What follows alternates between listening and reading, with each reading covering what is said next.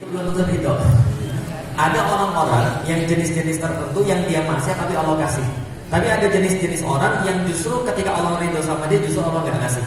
Kok bisa begitu sih? Karena ada orang-orang yang Allah tuh pengen dia selalu merintih kepada Allah, berdoa kepada Allah. Maka kalau kita punya permintaan pada Allah untuk menyelesaikan hajat-hajat kita, teruslah meminta pada Allah, jangan berhenti-berhenti. Kenapa? Karena letaknya bukan pada hasilnya, tapi letaknya pada permintaannya. Doanya itu adalah ibadah, bukan pemberiannya. Bisa dipahami dulu sekalian. Nah makanya karena itulah hari ini kita coba membahas masuk surga bareng-bareng. Kenapa Bapak-Ibu sekalian? Karena bagi saya permasalahan yang paling utama pada umat Islam pada hari ini adalah masalah ukhuwah, adalah masalah kebersamaan. Bapak-Ibu sekalian, bagi saya nggak ada yang lebih indah daripada kebersamaan. Kenapa? Karena kebersamaan di dalam Al-Quran adalah efek daripada iman. Maka dimanapun Allah berbicara tentang iman, Allah biasanya melanjutkan pembicaraan itu tentang kebersamaan, tentang ukhuwah. Misal, ketika Allah katakan di dalam surat Ali Imran yang senantiasa kita dengar bareng-bareng, ya ayyuhalladzina amanu ittaqullaha haqqa tuqatih wa la tamutunna illa wa antum muslimun. Wahai orang-orang yang beriman, bertakwalah kepada Allah dengan sebenar-benar ketakwaan kepada Allah, dan jangan kalian pernah mati kecuali Anda adalah seorang muslim. Jadi mati itu syaratnya cuma satu, yaitu adalah muslim. Ketika Anda muslim, ketika Anda mati, maka Anda dapat kunci surganya Allah. Lalu apa yang kemudian Allah lanjutkan? Wa'tasimu bihablillahi jami'an wa la tafarraqu. Bagi orang-orang yang sudah muslim, orang sudah mengikrarkan dirinya menjadi seorang muslim, bersyahadat, maka mereka harus wa'tasimu, berpeganglah pada tali agama Allah dan jangan mereka bercerai-berai. Wa dzkuru ni'matallahi 'alaikum iz kuntum a'daan fa'alafa baina qulubikum fa asbahtum bi ni'matihi ikhwana. Dan Anda harus ingat baik-baik bagaimana Allah memberikan kenikmatan salah satu yang utama kepada kalian semuanya, yaitu adalah ketika kalian dulunya bermusuhan, kemudian Anda semuanya mengambil Islam sebagai agama, kemudian Allah satukan kemudian kalian sebagai seorang ikhwana, sebagai saudara. Contoh misalnya, bapak ibu nanya sama saya, kalau saya disuruh milih, mau milih mana antara keluarga saya, bapak saya, ibu saya, adik saya, kakek saya, dengan ibu-ibu sekalian, saya nggak mikir panjang, saya bilang saya akan pilih ibu dan bapak sekalian. Kenapa? Karena kita dipersaudarakan oleh Allah. Sedangkan saya sama bapak saya, ibu saya, adik saya, kakek saya, kita cuma, adik saya dan kakak saya, kita cuma dipersaudarakan dengan rahim. Tapi kita semua dipersaudarakan oleh Allah. Yang dipersaudarakan rahim nanti ketika di yaumil kiamat itu putus semuanya, bahkan saling menuntut satu sama lain. Rasulullah ceritakan bagaimana ketika seorang anak itu bisa nuntut ibunya ketika di yaumil kiamat. Sekarang aja di dunia sudah banyak yang nuntut. Sekarang aja di dunia ibu sudah banyak nuntut anaknya, anak nuntut ibunya. Pernah lihat nggak di TV? Seorang anak nuntut ibunya gara-gara nggak dapat kemudian bagian tanah. Seorang anak nuntut ibunya gara-gara nggak dibeliin motor. Itu baru di dunia. Belum nanti di akhirat saling nuntut. Rasul cerita bagaimana seorang ibu kelak nanti akan menghindari ketemu dengan anaknya ketika di yaumil kiamat. Kenapa? Dia takut anaknya minta pertanggungjawaban dari dia. Itu dulu ibu saya nggak pernah ngajarin saya sholat. Itu dulu ibu saya nggak pernah ngajarin saya puasa. Itu dulu ibu saya nggak pernah ngajarin saya taat pada Allah. Maka ibunya ngindar, takut kemudian anaknya minta pertanggungjawaban pada dia. Seorang istri lari daripada suaminya, suami lari daripada istri, dan seterusnya. Kalau kita cuma disatukan karena rahim, kita pasti akan bisa diputus dengan yaumil kiamat. Tapi apapun yang dipersaudarakan oleh Allah, bahkan ketika di dunia dulu dia tidak bersaudara, nanti di akhirat dia saling membela. Ibu-ibu sekarang mungkin nggak saling mengenal satu sama lain. Tapi nanti di hari kiamat, itu nanti pas lagi manusia lagi ngantri di yaumil mahsyar itu, semuanya lagi ngantri panjang banget, semua orang dikumpulkan, dan gak ada naungan kecuali naungan daripada Allah di waktu itu, maka akan datang seruan daripada langit. Apa kemudian kata-katanya? Aina mutahabbuna bijalali. Siapa dulu di dunia, kata Allah, orang-orang yang mereka saling mencintai dengan keagungan namaku, yang mereka gak punya hubungan nasab, yang mereka gak punya hubungan darah, gak punya hubungan ekonomi dan perdagangan, tapi mereka saling mencintai karena aku. Maka ibu-ibu semua bersaksi, kami dulu satu majelis ya Allah. Walaupun kami nggak saling mengenal, tapi kami saling mencinta. Di dunia kami nggak pernah dihubungkan dengan satu rahim, dengan satu perdagangan, tapi kami saling mencintai karena Allah. Kami datang karena kami dengar namamu ya Allah. Maka kemudian mereka diberikan naungan oleh Allah Subhanahu Wa Taala. Ini adalah efek daripada ukhuwah. Maka kalau saya milih orang tua saya milih kemudian kakak saya milih adik saya, kita nanti putus nanti di yaumil kiamat. Tapi kalau saya milih ibu-ibu dan bapak-bapak sekalian, nanti saya dapat privilege. Apa privilege-nya? Syafaat itu juga bisa diberikan oleh orang-orang yang beriman. Selain daripada Allah, selain daripada Rasul, selain daripada Al-Quran, syafaat bisa diberikan oleh orang-orang yang beriman. Berbentuk apa? Berbentuk testimoni, berbentuk endorsement. Ya Allah, ini ya Allah, kami itu memang melihat dia maksiat, tapi kami pernah satu majelis, kami pernah satu tarawih bareng ya Allah, kami pernah satu taklim bareng ya Allah. Itu semua adalah ampunan Allah Subhanahu wa Ta'ala. Maka lihat, Allah di dalam Al-Quran itu tidak pernah mention orang jahat masuk surga sendirian. Betul? Makanya ini tema kita hari ini, masuk surga bareng-bareng. Kenapa? Karena orang masuk neraka pun gak mau sendirian. Paham ya? Ingat baik-baik, orang masuk neraka dia gak mau sendirian loh. Makanya di dalam Al-Quran dikatakan orang-orang yang kafir masuk neraka jahanam zumara. Orang-orang yang kafir masuk neraka jahanam bareng-barengan. Orang-orang yang masuk surga juga masuk surga bareng-barengan. Jadi gak ada yang namanya sendiri-sendiri. Jadi kalau Anda di dunia sendiri-sendiri, saya nggak tahu nanti Anda sama siapa. Lah kenapa? Karena orang-orang baik itu nggak mungkin sendiri, orang-orang jahat juga nggak mungkin sendiri. Nanti orang-orang jahat ketika di depan Allah Subhanahu wa Ta'ala di dalam Al-Quran di yaumil kiamat, ketika mereka kemudian ditanya, kenapa kamu bermaksiat? Mereka akan ngajak orang. Mereka akan ngajak orang. Hatta nanti di yaumil kiamat mereka akan ngajak orang. Ya Allah, saya itu dulu memang minum minuman keras ya Allah. Saya tuh dulu memang mabuk-mabukan ya Allah. Tapi semuanya tidak terlepas daripada orang ini ya Allah. Dia marketingnya ya Allah. Dia ngajakin saya ya Allah. Awalnya saya tuh nggak mau, cuma dia ngajak. Ya saya sih ya saya terimalah saya masuk neraka. Tapi masa sendirian? Masa dia nggak juga diajak? Paham maksudnya kira-kira? Jadi orang-orang masuk neraka itu nggak rela sendirian. Lah makanya kalau ada orang masuk surga mau sendirian, nah ini sakit jiwa, paham sekalian? Karena orang-orang yang jahat aja nggak mau masuk neraka sendirian. Kalau orang-orang mukmin juga harusnya masuk surganya bareng-bareng. Makanya ibu-ibu sekalian ini harus diperhatikan baik-baik. Ciri-ciri orang yang masuk surga dia nggak mau sendirian. Tapi kalau kebiasaannya sudah menyesatkan orang lain dan pengen surga cuma bagi dia dan kelompoknya, ini bermasalah. Karena masuk surga harusnya bareng-bareng. Apalagi contohnya, lihat ibu sekalian. Dalam sholat kita sholat berapa kali sehari? 5 kali sehari. Berapa kali baca suratul Fatihah? 17 kali, karena 17 rakaat sehari. 5 kali sholat, 17 rakaat sehari. Satu rakaat itu adalah satu suratul Fatihah. Inti daripada sholat adalah suratul Fatihah. Inti daripada suratul Fatihah apa? Ayo. Inti daripada suratul Fatihah apa? Kan inti sholat kan suratul Fatihah. Kalau tidak ada Fatihah tidak ada sholat. Berarti kalau inti daripada suratul Fatihah apa? Betul. Inti daripada suratul Fatihah itu ada pada permintaannya. Permintaannya itu didahului dengan rayu-rayuan. Karena Allah itu kalau paling mudah kayak mau ngerayu orang.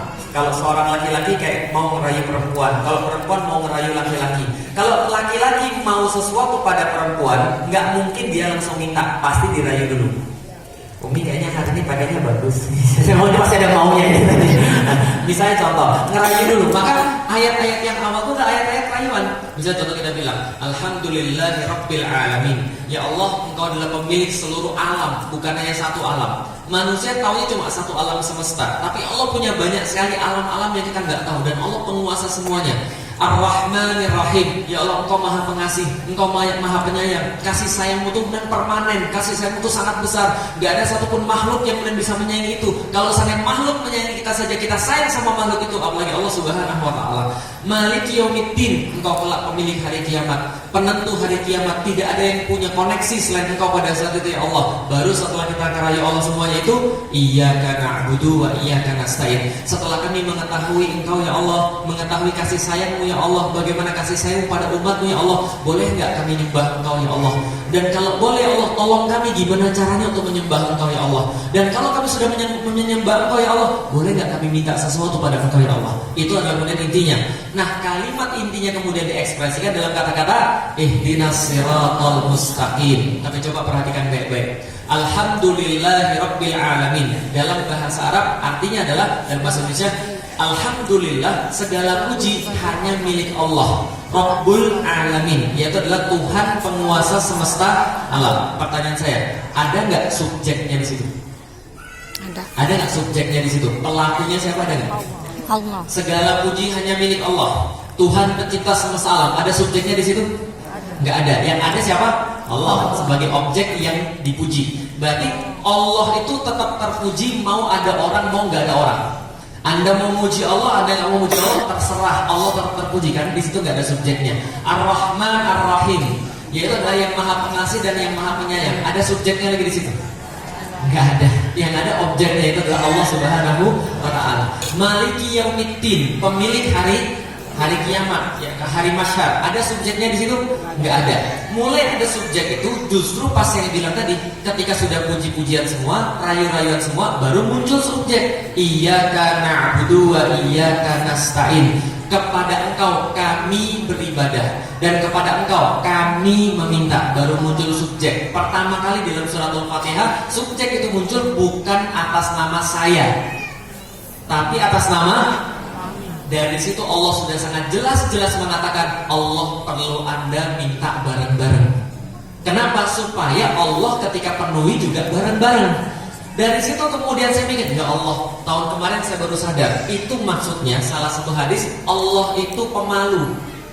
Kalau disifati dengan sifat manusia, Allah itu pemalu. Maksudnya apa? Allah itu pemalu. Kalau ada orang yang datang kepada dia bareng-bareng minta, maka Allah malu kalau sering mereka pulang dalam keadaan tangan kosong.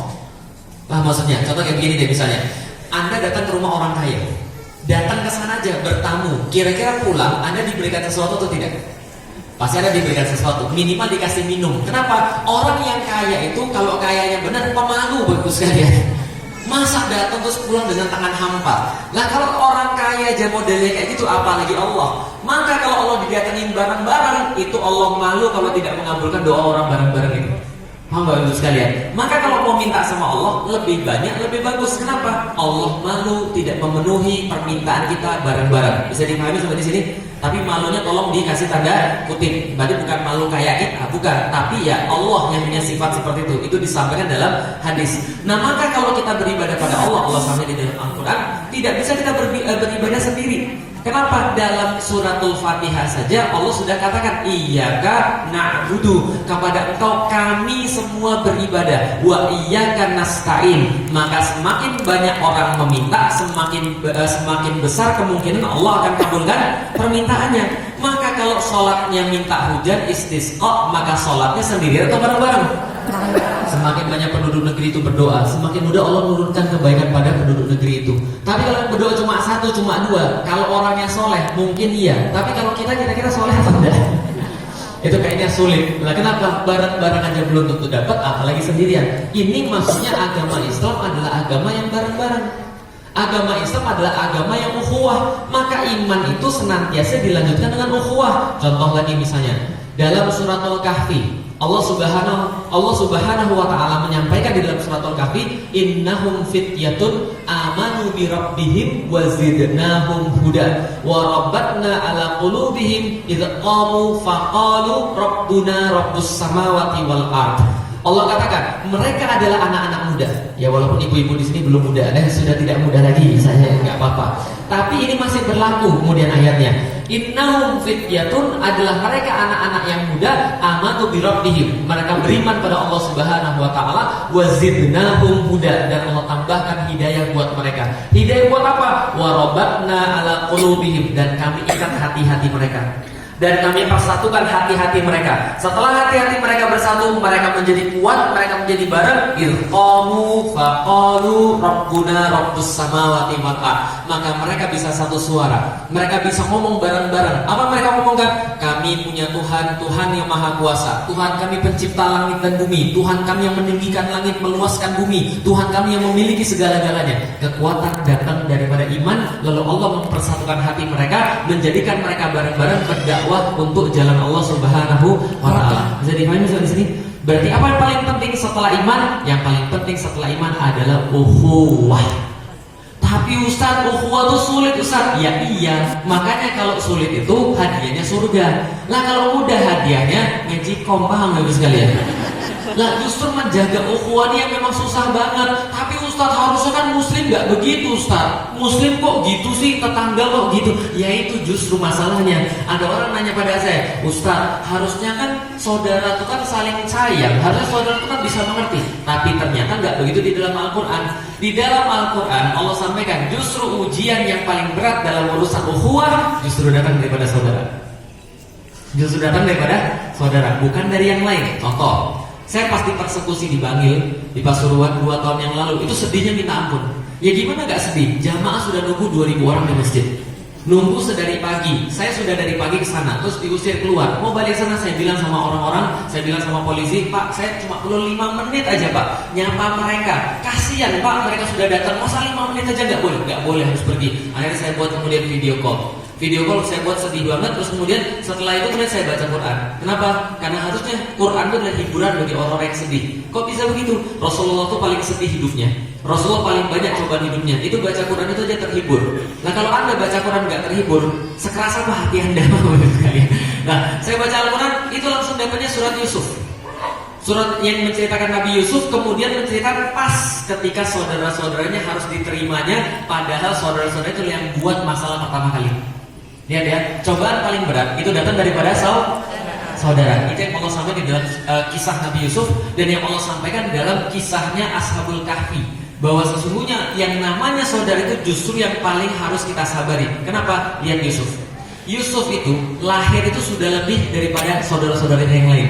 Ketika lebih, saudara-saudara nggak suka. Kenapa? Gantengnya, diperhatikannya sama ibu dan bapaknya, bahwa dia mempunyai kelebihan-kelebihan ekstra dan segala macamnya. Akhirnya apa terjadi? Mau dibunuh. Direncanakan dibunuh. Diturunin, dimasukin ke dalam sebuah sumur. Nah itu kemudian yang terjadi. Kenapa? Ujian ukhuwah datang daripada saudara. Kok bisa begitu? Karena setan itu memfokuskan diri pada perdebatan di antara saudara, pada perpecahan di antara saudara. Jadi setan itu nggak ribut Anda dengan orang yang bukan muslim. Setan itu akan meributkan Anda sama sesama muslim. Makanya kadang-kadang kita mikir itu, kok gitu-gitu amat sih? Padahal sama-sama muslim. Ya yang non muslim aja gak ada masalah. Sedangkan yang muslim kemudian kok ribut. Ya itulah namanya ujian antar saudara. Lah kenapa? Karena dengan saudara, karena ketika bersaudara mulai kita lebih tahu satu sama lain. Dan mulai muncul ujian-ujian. Dan ingat, ujian persaudaraan itu lebih susah sama yang lebih lemah atau lebih gak berilmu. Loh kenapa? Kalau lebih berilmu gak akan ada ujian. Contoh misalnya, ibu-ibu, iblis itu sombong ketika disuruh ibadah atau ketika ketemu manusia? Ketika ibadah. Suruh ibadah atau ketika ketemu manusia? Iblis itu sombong ketika disuruh ketemu manusia. Ketika Allah suruh, iblis tambahin kemudian sujudnya, oke, gak ada masalah. Tambahin kemudian ibadahmu, gak ada masalah. Tambah panjangin sujudmu, gak ada masalah, jalan. Tapi dia mulai lemah ketika dia mulai melihat orang yang lemah. Jadi kelemahan dia adalah melihat manusia yang lemah. Ketika dia melihat manusia yang lemah, dia cemen banget sih, ini orang ibadah juga gak bisa, ini ngapa-ngapa juga lemah, ngapain saya harus sujud sama dia? Itu ujiannya dalam ukhuwah. Ujian ukhuwah adalah bukan ketika Anda melihat yang lebih tinggi daripada Anda, tapi ketika Anda melihat yang lebih rendah daripada Anda. Itulah kenapa dalam majelis taklim, orang yang datangnya nggak kerudungan dengan orang yang kerudungan, taruhlah nih, ada orang yang nggak kerudungan datang ke majelis kita, yang lebih merasa risih yang nggak kerudungan atau yang kerudungan? Kerudungan. Yang lebih merasa risih itu yang kerudungan, bukan yang nggak kerudungan. Iya. Nah kenapa tuh ngaji sama siapa sih? Kok nggak tobat-tobat nih? Begitu dalam hati kita ada seperti itu ujiannya. Pak, ibu sekalian, kita melihat ada orang baru datang ngaji, kerudungnya nggak benar. Ini kerudung nggak syar'i, ini gimana sih, masih banyak kelemahan. Itu kemudian yang risih adalah orang-orang yang sudah ibadah. Kenapa? Karena memang ujian Allah itu datang bukan pada orang yang lemah, tapi orang yang lebih tinggi. Contoh misalnya, saya ketemu Ustaz Adi Hidayat, bisa sombong saya? Bisa sombong nggak kalau saya ketemu Ustaz Adi Hidayat? Anda bisa nyombongin diri nggak daripada Ustaz Adi Hidayat? Nah semuanya kalah kok. Baca Quran kalah, hafal Quran kalah, posisi nggak bisa, ingetan dangkal gitu kan. Apa mau dibanggakan depan Ustaz Adi Hidayat? Tapi sombong itu muncul kalau mungkin saya ketemu dengan orang yang baru belajar. Lagi ini aja nggak bisa, mulai muncul. Nah ujian-ujian ukhuwah itu adalah mulai muncul ketika rasa kita untuk meremehkan orang lain itu ada. Nah di situ ujian ukhuwah itu muncul. Maka itulah Allah sampaikan kepada kita semuanya, kalau kita itu sudah duluan, jangan meremehkan yang lain. Karena meremehkan yang lain itulah pangkal rusaknya ukhuwah. Karena kita merasa lebih baik daripada yang lain. Ketika kita merasa lebih baik daripada yang lain, kita nutup pintu yang namanya kasih sayang. Bapak Ibu sekalian, contoh misalnya, lihat ya, gara-gara begini sama begini ribut. Yang benar yang mana? Yang gini atau yang begini? Yang salah yang mana? Yang begini atau yang begini? Begini bilang, kamu itu sholatnya gimana sih kok gerak-gerak begini sih? Sholat tuh ya yang jejak, yang diam, jangan banyak gerak. Lalu kalau kamu banyak gerak sih batal tau nggak? Jangan gini-gini. Nah, terus yang gini-gini bilang, lah ini namanya memukul syaitan kok. Oh enggak, ini ada memukul syaitan. Syaitan masa terpukul kalau begini, itu ada hadisnya. Terus yang begini bilang lagi, kenapa nggak gini-gini aja sekali? Kalau mau mukul misalnya. Nah itu jadi ribut. Padahal begini ada dalilnya, begini ada dalilnya. Tapi kadang-kadang kalau ada orang merasa sudah lebih hebat daripada yang lain, di situ setan masuk. Dia merasa pesantrenan, lalu boleh menghina yang nggak pesantrenan. Allah kiai Google, Allah kiai YouTube, itu masalah besar. Lalu sekalian, dia merasa sudah berakidah, maka menganggap selain daripada pemahaman dia sesat akidah. Oh itu hati-hati kalau kamu ngaji, akidah itu adalah akidah sesat, syubhat. Iman itu lemah sementara syubhat menyambar-nyambar. Hati-hati, alhamdulillah sekalian. Sesungguhnya kesombongan itu nggak pernah menerpa orang-orang yang lemah dan merasa hina, tapi senantiasa menerpa orang-orang sudah merasa dirinya tahu. Itu ujian bagi ukhuwah kaum muslimin. Bisa dipahami sekalian. Contoh lagi misalnya, taraweh, yang mana yang betul? 23 atau 11? Yang salah yang mana? 23 atau 11? Yang nggak sholat juga nggak salah, paham ya? Kan itu kan sunnah. Jadi kalau nggak salah dia juga nggak dosa. Walaupun yang tentu kita kejar adalah yang sunnah pastinya. Tapi yang salah yang mana? Yang salah adalah mereka yang suka nyalain orang. Padahal itu dalam perkara sunnah. Lihat baik-baik. Saya pernah ketemu satu teman kita. Lalu satu teman kita cerita, dia pernah ketemu kasus ada orang yang ketika bermusik. Jadi bermusik dia keluar daripada bermusik itu dan menganggap musik itu haram. Gak ada masalah, itu ada perbedaan pendapat. Boleh-boleh saja, gak ada masalah ketika menganggap musik itu haram. Tapi permasalahannya adalah ketika dia bermusik mungkin dosa menurut dia. Tapi setelah keluar daripada bermusik, mulai dia menyalahkan orang-orang yang lain. Maka kata satu teman kita, orang ini dosanya lebih besar daripada ketika dia bermusik. Saya tanya kenapa Ustaz? Ustaz kita jelasin. Karena ketika dia bermusik dosanya cuma sama Allah. Tapi ketika dia kemudian menghina saudaranya yang lain, mulai dia kemudian merusak hubungan ukhuwah di antara manusia. Ini permasalahan yang lain lagi Ibu sekalian. Permasalahan yang lebih berat di dalam Islam. Maka tujuan kita membahas seperti ini adalah apa Bapak Ibu sekalian? Tujuannya kita harus ingat, Muslim itu ketika sudah mengucapkan dua kalimat syahadat, asyhadu an la ilaha illallah wa asyhadu anna muhammadar rasulullah, maka itu adalah mahar bagi ukhuwah. Maka siapapun yang mengucapkan seperti itu, maka dia adalah saudara kita, terlepas apapun kemudian kekurangan dia. Kadang-kadang kita itu lebih mudah melihat kesalahan orang lain daripada melihat kebaikan orang lain. Dan kita terlatih banget dalam soalan itu. Contohnya